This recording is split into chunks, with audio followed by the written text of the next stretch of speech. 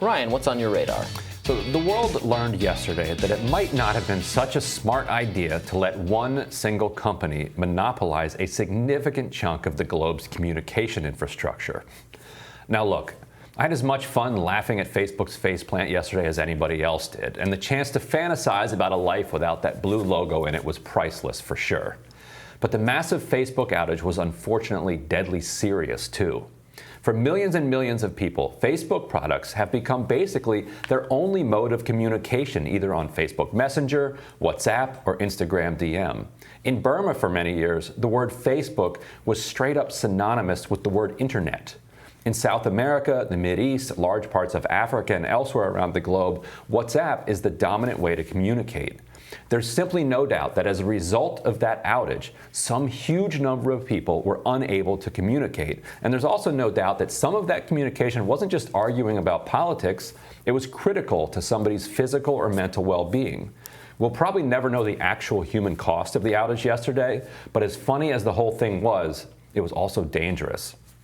And that right there is the problem. No company should be that powerful. Facebook yesterday made the greatest argument yet that Facebook needs to be broken up, and that WhatsApp, Instagram, and maybe even Messenger need to be spun out and made independent. While Facebook was down, a lot of people joked that the world would be better off if they stayed that way. They're probably correct, but not in the way they meant. We wouldn't go back to our Garden of Eden days before social media. Instead, new social media networks would rise up. Those platforms have been stifled over the years, either bought up by Facebook and wiped out, or unable to get oxygen in a world in which Facebook sucked it up. And it may be that in this fantasy land, where Facebook never came back online, many new social networks would rise, the way that many news sources have risen up, where once there was only the monoculture of ABC, NBC, CBS, the New York Times. Facebook Blue, as they call it, is unlikely ever to be as dominant in the US as it was, and will likely get chipped away at in countries where it's still the mono social media platform. But that doesn't mean that as a company it's not a threat, because it owns too many properties already. And like the person leading in the game of Monopoly, it's still sitting there with a giant pile of cash just waiting to buy up the rest. The new book, An Ugly Truth, is the latest to tell the story of how Facebook came to acquire WhatsApp and Instagram, and the stories are ugly. Zuckerberg was simply afraid of competition, so he bought his potential rivals. He even purchased a company whose main product was an analytical tool that could spot which platforms were gaining users at the fastest pace.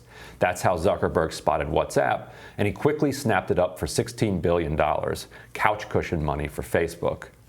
But one thing we shouldn't forget is that it was the Obama administration that approved the mergers with Instagram and WhatsApp, not seeing, or perhaps not caring about, the Goliath that they were creating.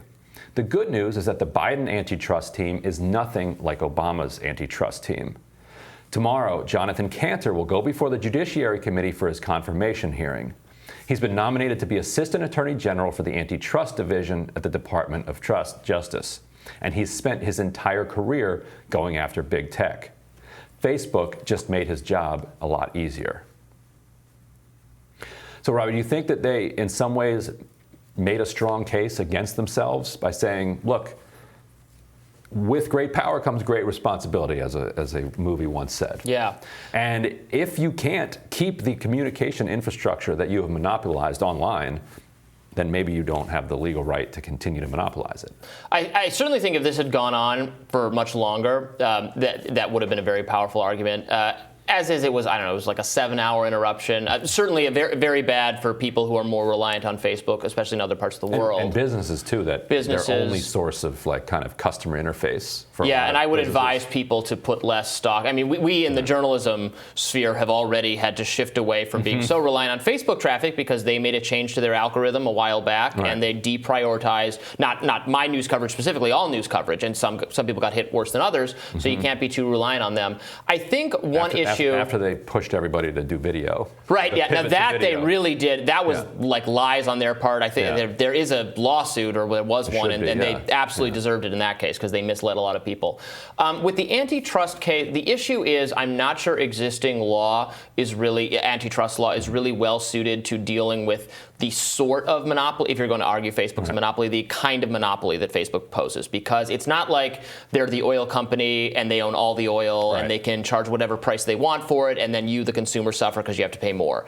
They don't charge for their product for the users. It's more like, it's difficult. It's not, and also their core service, the repository of pictures, is not one that it really matters if they have a monopoly over, because it's not this critical service. Now, there are other ways they're abusing their power and we have to worry about, but it's not the theory of harm to the consumer that our current antitrust understanding relies upon is actually outdated for this problem.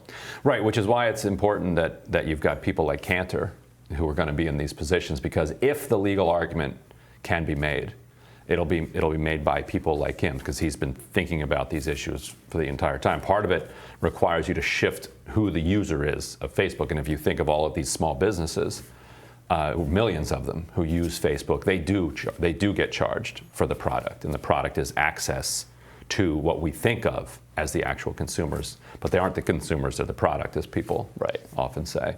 I think of myself as I'm not very reliant on Facebook itself. I use Instagram a lot more frequently, and that was down yesterday. Instagram was down. Facebook Messenger was down. So I re-downloaded Snapchat. I put TikTok back on my phone. I emailed some people I would have messaged and said. It doesn't, at least for me, it doesn't seem like it's such a there isn't any other option. There are actually a lot of other options. Right, and we need to get people to a place where they're not just reliant on Facebook. In a lot of countries, WhatsApp goes down, and you're like, well, how do I talk to people? Yeah, and that's dangerous. People don't understand how important in Myanmar, for instance, where there was a lot of trouble with Facebook. It's a good thing Facebook is available there, because it's a way for people to communicate when the government had cracked down on so many different communications methods. But then it was also used by people, the military government, to foster a genocide against the Muslim minority. So it illustrates the opportunities and the problems posed by it. Yeah, exactly, for sure. And we'll leave it there for now. We'll have more Facebook up next, I'm sure.